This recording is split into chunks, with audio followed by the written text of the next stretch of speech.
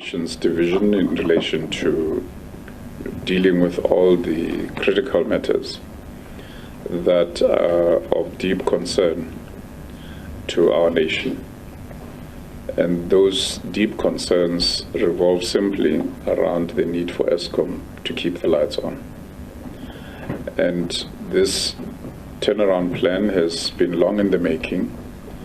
It started off prior to the board being appointed. You may recall that on the 25th of July 2022, the President had set out 5 priorities to turn around Eskom and the electricity supply chain as a whole. And central, 1 out of 5 of those key priorities was the improvement of energy availability. We then, as the board, as you may recall, were announced at the end of September, and on 1 October, Saturday 1 October, we started and hit the ground running. We found that the task at hand meant that we would have to balance resolving a dynamic of constraints, liquidity, capital constraints that go hand in hand with technical constraints. And clearly, if you have to spend something on the technical side, you've got to dip into the other side in terms of the financial side of the challenge. We then had the Audit and Risk Committee, the Investment and Finance Committee look at a whole range of challenges, a whole range of possibilities, from an income statement constraint point of view, balance sheet constraints, while simultaneously the Audit and Risk Committee was looking at a good number of the things that are before this committee in terms of the internal control environment. We simultaneously created, as I think I reported last time, the Board Operational Performance Committee, which then started doing a lot of ground-up work with the generations sectors of our employees. And so the turnaround plan that was then tabled before the board in December had been a product of a series of engagements. We then took that plan to the shareholder ministry for review, given the fact that, Eskom is unlike any industrial organization. In any industrial company, you would simply approve your technical plans and hit the ground running, and then later inform shareholders at the AGMs and when you do results presentations in terms of the results. As you've also pointed out in your remarks, everything we do at Eskom has got a systemic impact on the economy, a systemic impact on lives and livelihoods. And therefore, it is in that context that you have to go through comprehensive consultation with the shareholder, who also happens to be the government. And so those consultations yielded fruit, and we, in January this year, started seeing traction in a whole range of areas where we were feeling a bit of a slow pace. The CEO will speak a little bit to this later in terms of the turnaround plan, but we've always felt that there were a lot of constraints outside of Eskom's control, be it in the regulatory framework, be it in the legislative environments, where certain enablers needed to be put in place outside of the purview of Eskom's reach. The engagements that we had subsequently to the 10th of December engagements with NECOM actually went quite far down the line in terms of removing a huge list of obstacles. As we speak, even last night, we had a follow-up session of the NECOM, where I must say, I think all of us, I speak for all of us when I say we came out of there with a spring in our step, because a whole new set of initiatives have come out that are ready for implementation. Our approach has always been to look at how do you fix the system, fix the challenges in the fleet that we have at Eskom, while you simultaneously find opportunities to add megawatts onto the grid. because we have to appreciate that if we as a country find ways to add megawatts onto the grid with speed, we then create space for our technical teams, as it were, to fix the machines. But if the machines are constantly overworked without a reprieve of being relieved by new megawatts being added onto the transmission lines, we then find this situation where this kind of stop-starts, where you fix, something trips, you fix, something trips, and therefore you feel like you're in a tailspin. And so the 2-year plan that we've now publicly announced will see us move our energy availability factor to currently where it hovers just in the upper 59%, 58-59%, to whereas at 31 March 2023, in a matter of weeks, we will ramp it up to 60%.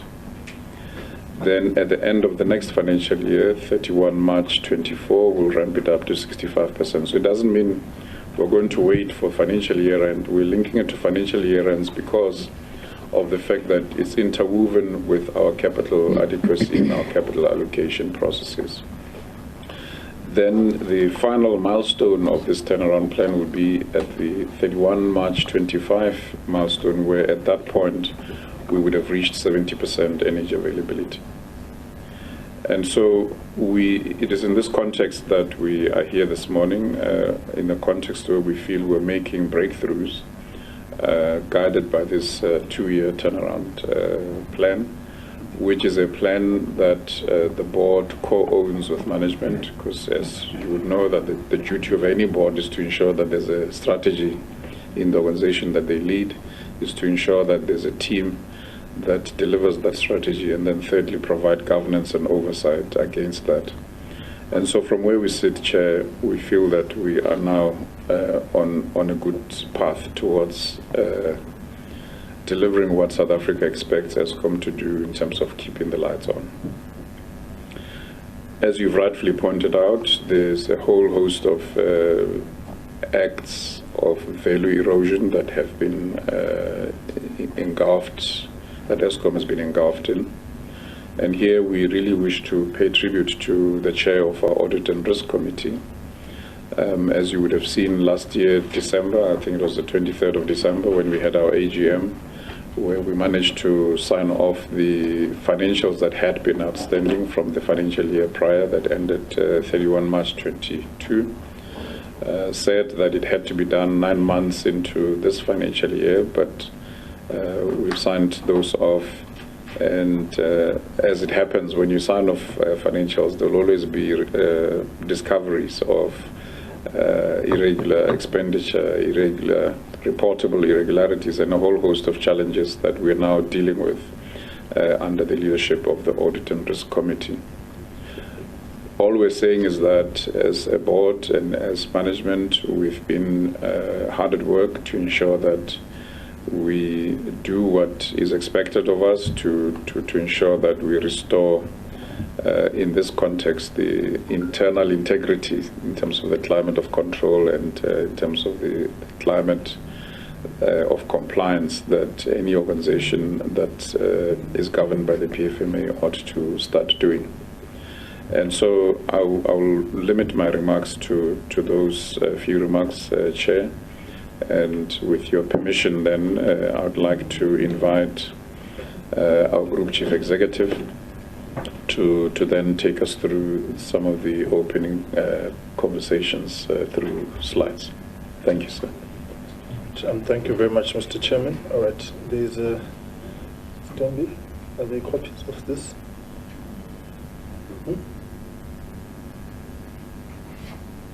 I might have missed this, but I didn't get that. That's what I was asking. That I didn't get. All right, can you please be circulated on a soft copy to members? Stombi, Lungi, just make sure members get it, please. Yeah, as I was sitting here, I was looking at that and I'm like, Loang Maz. Right, let's get the CEO and then we'll take it from there. Chair, thanks for your remarks. CEO, over to you. Just note your questions, colleagues, and your issues. There's no time pressure. Thank you very much, Mr. Chairman, for that introduction. Honourable Chair, good morning. Honourable members, representatives of the AG, Advocate Matibi and his team, thank you very much also for joining us this morning. Honourable Chair, apologies for not distributing this presentation in advance. We were a bit in the dark, literally, as to the agenda for this morning, but we are prepared to answer any question that you might have. So we are fully prepared to answer questions around load shedding and our plans to address load shedding going forward. If we can move on to the next slide, please, Natasha. I think while we fully appreciate the extreme frustration caused to many South Africans by load shedding, the damage that load shedding is causing to the economy, and the impatience with finding urgent solutions, it is fair to point out that this current situation is not a new development. We've known about load shedding since 1998, when the Energy White Paper specifically recorded that Eskom was asking for new capacity to be added on an urgent basis. In its wisdom, government at the time disagreed and said that it had other priorities, and that the money that would be required to add new capacity should be allocated to other needs. Be that as it may, we then had no option but to create virtual capacity. What do I mean by virtual capacity? That is by deferring maintenance, by postponing midlife refurbishments, and by running our plants harder than the international norm would indicate. So our energy utilization factor, if you look at benchmarking, has consistently been higher than was prudent. So if you think of the energy availability factor, that is the output, think about that as the speedometer of the car, and think of the energy utilization factor as the rev counter of the car. So in order to keep our aging plant running at the maximum speed, we ran the rev counter in the red all the time. And this happened from 2002 onwards. So there was a deliberate decision to neglect maintenance in order to create capacity, in order to prevent load shedding. Now, at the time, President Thabo Mbeki acknowledged, and he said so in public, this has been reported, so members can go and verify this. He said that government was wrong and Eskom was right. So this is a matter of public record. And in 2007, Medupi, Kusile, and Ngula were started.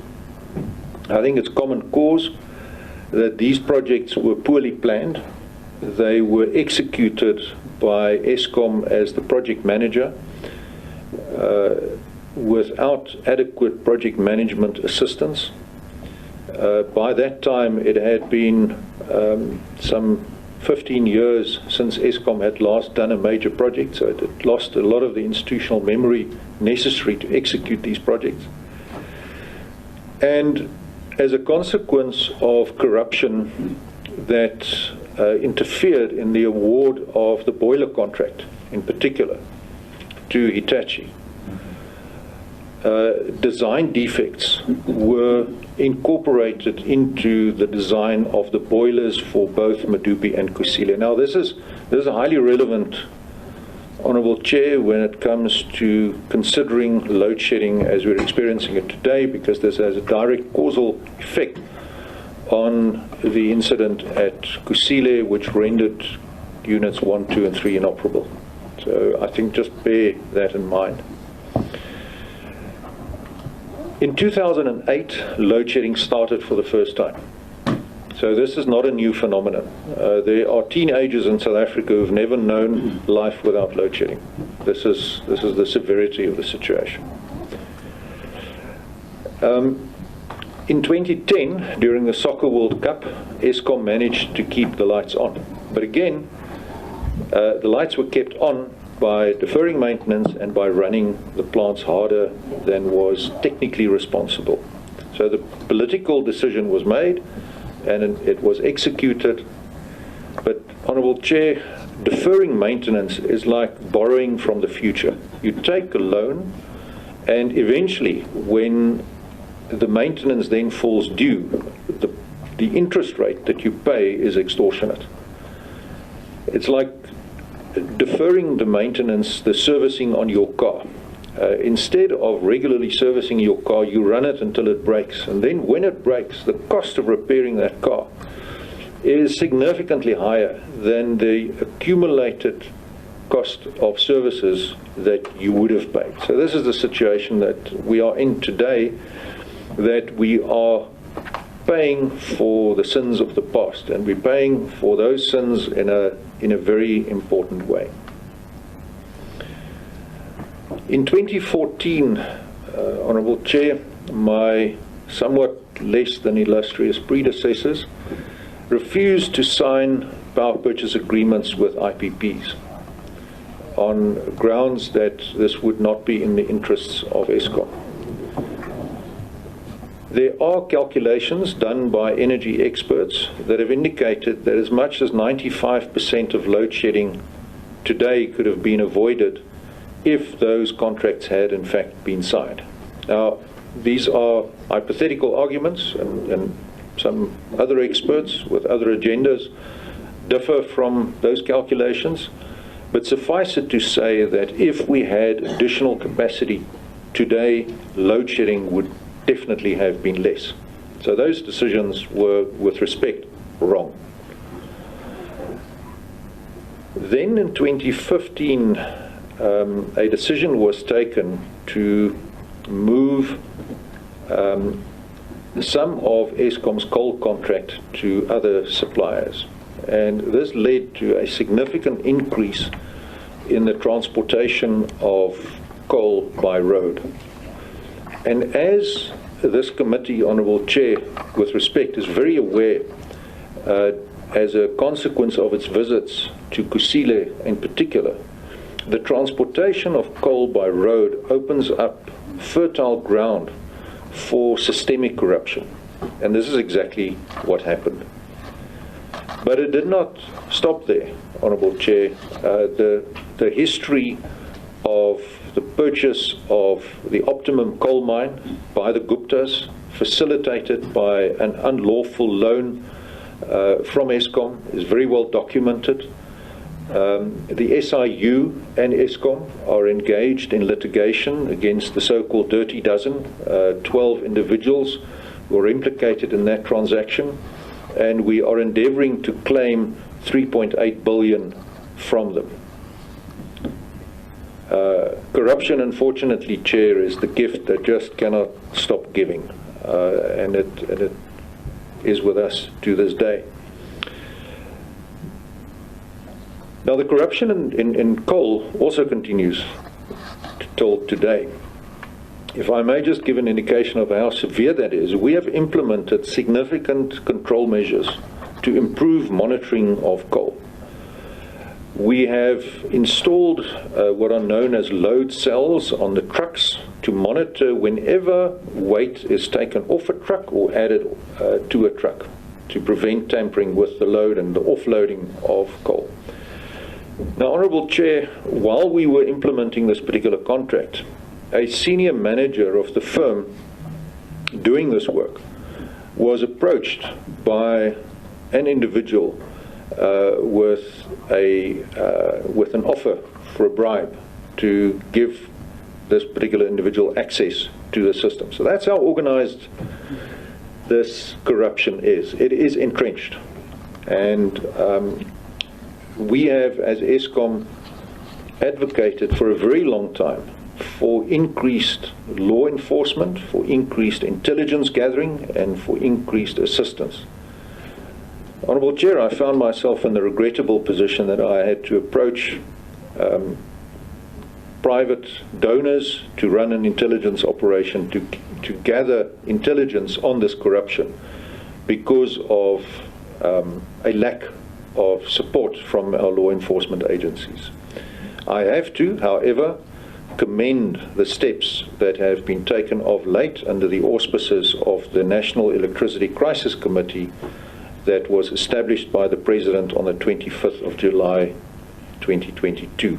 That has really made a huge difference, as the Eskom Board Chair said, to coordinating support for Eskom in this very difficult environment.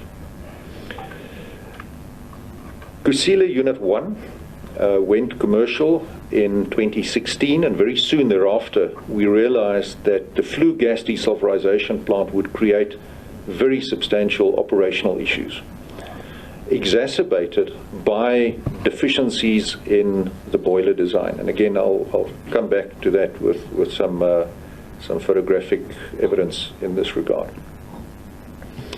We also had unlawful industrial action at Kendal in 2018 that significantly damaged the plant. We are still trying to recover from that. And for the first time in 2019, we had stage 6 load shedding.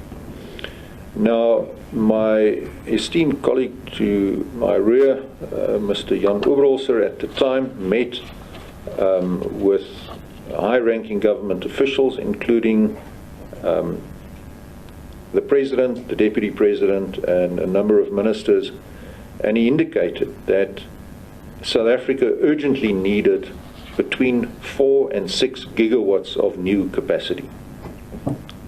And that still remains the Eskom position, that the way to address load shedding is to add more capacity. We cannot simply seek to repair plants that are 50 years old.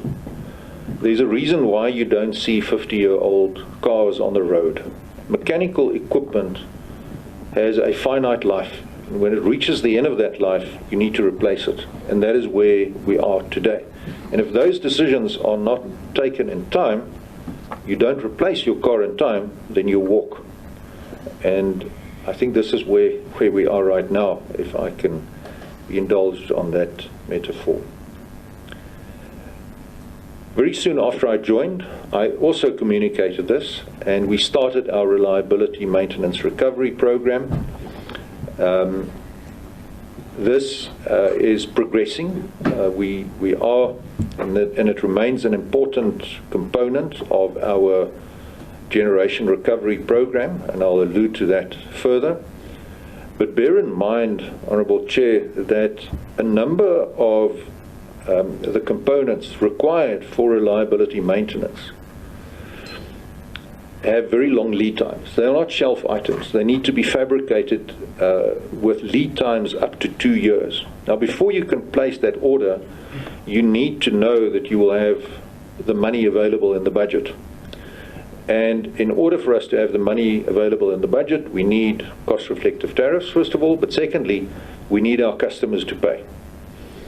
And the liquidity constraints increasingly imposed on Eskom by non-paying municipal customers is becoming extremely onerous.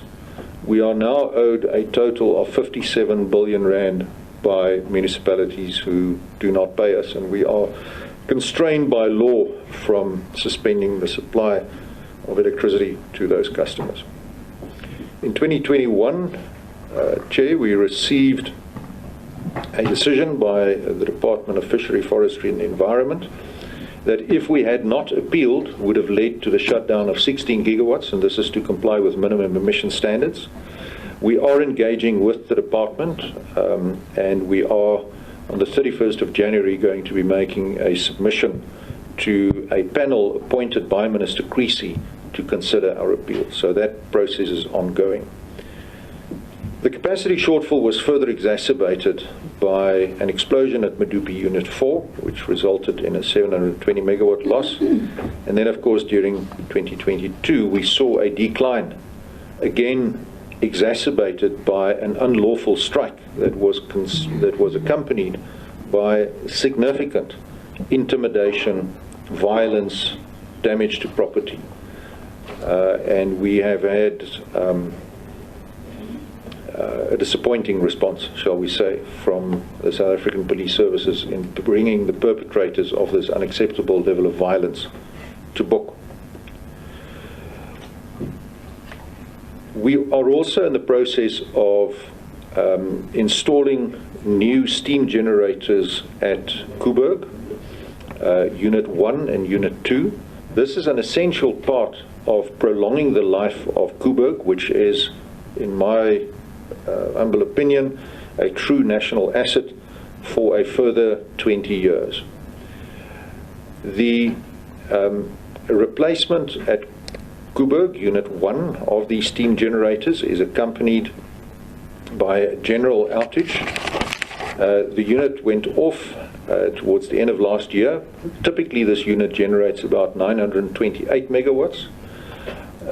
And that outage, of course, is contributing to the current shortage of generation capacity. It is intended to return to operation by the end of June, and then during the peak demand period during July and August, we will have 2 units operating at Koeberg, and then in September we will take down Unit 2 for its steam generator replacement outage, and then that will also take a further 200 days. And once that is complete, then Koeberg will be back and delivering megawatts to the grid. So we are unfortunately in a perfect storm, with Koeberg reaching the end of its operational life, where we need to do significant work to obtain regulatory approval to extend its life, and we are engaged with the regulator in that regard, and everything is on track. But this is accompanied by some major challenges on our coal fleet. Now, in addition, we have had the loss of 3 units at Kusile due to challenges on our flue, the flue carrying emissions from the boilers, and I'll give you more color on that in subsequent slides. Honourable Chair, it is also, I think, important to state that because of a lack of liquidity and because of Eskom's constrained finances, we were unable to run our open cycle gas turbines to their maximum capacity. Now, bear in mind that these plants were never designed to be operated as baseload generators, and it would be very inadvisable to consider them as such. But if we had more money available for diesel, the stages of load shedding would have been reduced. I can make that statement categorically. Come again? If we had more money available to buy diesel for open cycle gas turbines, the stages of load shedding would have been reduced.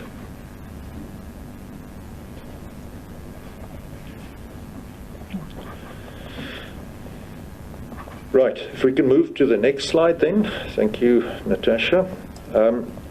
The 3 elements that we are looking at for our recovery plan comprise 3 major pillars. The first one is a recovery in our energy availability factor. We are focusing on 6 priority stations, and I'll tell you which those are in a subsequent slide. We are focusing on 10 focus area. I'll also go into that. And we anticipate that we'll be able to return 1,862 megawatts to the grid by March, the end of March of this year. Now that's more or less equivalent to 2 stages of load shedding. We furthermore intend to add 6,000 megawatts over the next 24 months. But we need the skill, we need the money, and we need the time. 3 things that are critical to enable us to carry out this work. The time will be afforded to Eskom by adding additional capacity to the grid. And Honourable Chair, I am very pleased to see the response of the market to the lifting of the cap on own and embedded generation in response to the President's announcement on the 25th of July of last year. We are informed by Operation Vulindlela, located in the Presidency, that there is now a total of 9,200 megawatts worth of projects in the pipeline that will enable us to address load shedding. So, unfortunately, these megawatts do not become available immediately. They take time. The projects need to be executed, but there is an extraordinary amount of activity by investors to respond to this new regulatory dispensation. So that is very pleasing and will afford us huge relief. And ultimately, as I've indicated and as we have been saying for the past 3 years, this will play a major role in bringing an end to load shedding. In order to continue to attract investors to generation, Honourable Chair, Eskom needs to complete legal separation. We need to set up an independent transmission system and market operator in order to give investors the confidence that their bids into a power market will be fairly adjudicated when compared to Eskom generation.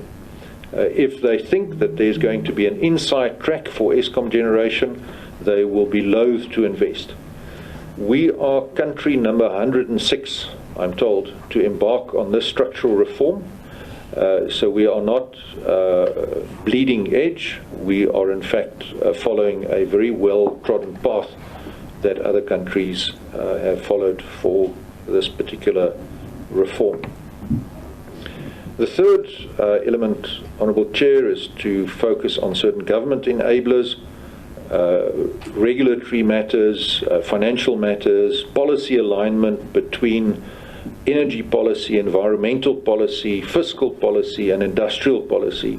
And here again, and it's not my place to comment on behalf of NECOM, but I can say that I'm hugely encouraged by what I'm seeing happening in NECOM in terms of addressing some of these regulatory and governmental constraints. And it's very pleasing to see the urgency with which these matters are being attended to. We need to address Eskom's financial sustainability. We need to ensure that we can collect money that is due to us. I won't comment on cost-reflective tariffs, that being a particularly sensitive and also litigious topic at this point in time. Safe to say that there are essentially two sources of enabling Eskom to recover its costs, either from those who consume electricity or from the taxpayer by transfers from National Treasury. And this is a choice that those who make these decisions need to make. I think it is also important to note that people who do not pay for electricity, those who are illegally connected, very typically waste electricity. So they will, during winter time, open an oven door in order to return to a home after work, to a nice toasty home. But of course that oven consumes a lot of electricity, and so it goes. We really need to establish a culture of payment for services in South Africa. We also need to look after the indigent and increase the uptake of the existing free basic electricity grant, which is lower than what one would expect, given the inequality that regrettably still prevails in South Africa. So essentially the two components, try and recover the coal plant as best we can while adding new capacity. We then move on to the next slide, Chair. As the Eskom Board Chair has said... 1 second. So, colleagues, the presentation has been circulated. So you've all received it. You all good? Okay. Sure. Thanks. Thank you, Honourable Chair. As the Eskom Board Chair has said, we are currently sitting at an unacceptably low energy availability factor of some 56%. We are working very hard at improving the performance of those stations. In order to make sure that there is no further slippage on this performance, we have to guard the performance at our current flagship stations. Medupi, Letaba, Matimba, and our peaking stations, our open cycle gas turbines and our pumped storage plants perform really well. And I believe that it is also important that we not only secure the performance of the plant, but that we secure the performance of the people working at that plant. And that we give recognition and reward in order to retain those people, so that we don't lose further skills as evidenced by historical patterns. Now, the top 6 stations that contribute far and away the most to load shedding are Tutuka, Duva, Majuba, Kusile, Matla, and Kendal. Tutuka, Honourable Chair, which is a station that has been characterized by very significant criminality, is running at an energy availability factor currently of between 15 and 17%, 1.5 to 1.7, which is shall I say, disappointingly low. This is just unacceptable for a station that is one of the newest in our fleet. Honourable Chair, this also happens to be the station where the Power General Manager, when he walks the plant, is to wear a bulletproof vest. He is accompanied by 2 bodyguards. His wife is protected by bodyguards. His kids, when they go to school, are also protected by bodyguards. And this is due to threats to his life and that of his family. So criminality remains an egregious problem in Mpumalanga, and it needs to be addressed very firmly. We need to continue to execute Kubuk 1, and I must say I'm pleased by progress so far. We have made changes to our project management team at Kuburg. I think this committee is aware of those changes, and we are now seeing a very professional approach also augmented by additional resources. We therefore intend to, by the end of our next financial year, in March 2024, achieve 65% energy availability factor. We will then bring into focus the next priority stations, have completed Kuburg 1, busy with Kuburg 2, and then embed the principles of operational excellence. Now, Chair, if I may just pause for a moment, this is extremely important as part of our cultural transformation. Walking our plants, it is apparent to me and also to members of my management team that basic disciplines such as housekeeping, standard operating procedures, adherence to good maintenance practices have been neglected. And restoring those principles through a structured program of operational excellence is a critical enabler to reinforce the practices that have sadly been neglected. And I may just mention that a tender has now been issued, and we invite all interested parties to respond and submit their bids for operational excellence. We believe that it is a really important lever in order to drive excellence. I may just also remind this committee that at my first appearance at this committee, I wanted to do exactly that, but it got mired in all sorts of accusations of irregularities, and 3 years got wasted as a result.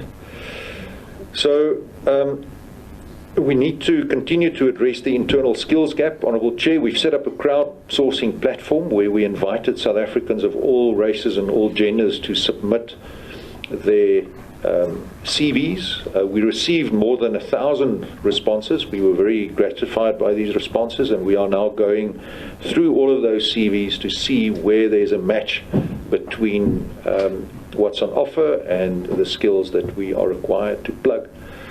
So this is very important. Kusile 5, where we suffered a fire in the gas air heater while the unit was in the hands of the contractor. So this is not an Eskom event, this was a contracting event. After extensive pressure brought to bear on the contractor by our Chief Operating Officer, they've pulled forward the synchronization date of this unit now to July of this year, and that will add a much needed 720 megawatts to the grid, bearing in mind that as the unit is rendered commercial, we will have to take it off from time to time as we do certain tests to confirm that we can accept the unit for commercial operation, but certainly very important unit to add to our capacity. By the following financial year 2025, we therefore intend to achieve 70% plus EAF. Kusile should by then be fully operational. Medupi 4 will return by September of next year, and that will add significant capacity. We will have to shut down some old stations as they approach their approved dead stop dates. Now, this is a contentious issue, I understand, but we cannot continue to operate these units lawfully. Kusile unit, Komati unit 9, apologies, was shut down in October of last year, not because we wanted to, but because we were not able lawfully to continue to operate the unit. And due to the age of these stations, they are extremely expensive to operate. The cost per kilowatt hour at Komati, and it was a very well-run station, was sitting at about R2.71 per kilowatt hour, compared to an average for our coal fleet of about 68 cents. So R2 per kilowatt hour more expensive than the average for our coal fleet. And again, we need to ensure that we add sufficient capacity in time. I may also just add that the shutdown of the stations by Eskom is entirely in compliance with IRP 19. And in fact, we are lagging behind IRP 19. If we had implemented IRP 19 to the letter, we would have shut down these stations earlier than we actually are planning to do. So we are not at loggerheads with government policy. On the contrary, if there's any statement to be made, is that we are lagging behind what government policy says in the Integrated Resource Plan 2019. So, Chair, if I can then move on to the next slide. This is the recovery plan for generation. You can see the build-up from a number of units there. That builds up to the 6,000 megawatts. Our concern is, Chair, that this plan relies for a significant part of its recovery on Tutuka.